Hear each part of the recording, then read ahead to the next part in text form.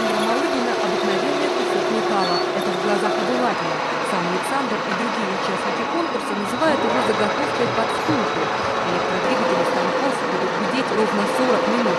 По истечении отмеренного жюри времени готовая деталь лежит перед глазами членов жюри.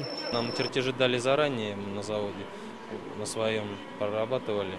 Вроде как там не волнуешься, а тут столько народу, все.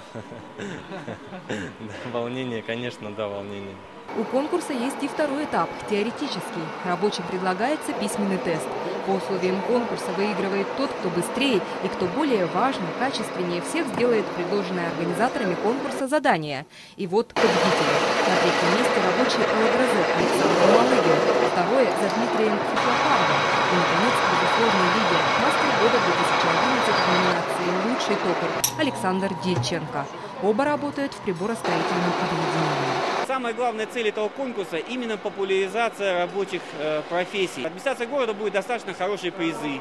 За первое место будут компьютерная техника, за второе место планируется оргтехника телевизоров.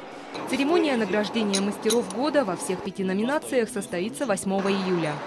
Инна Изыхеева, Бояр Жигметов, Булат Батмаев. Вести, Бурятия.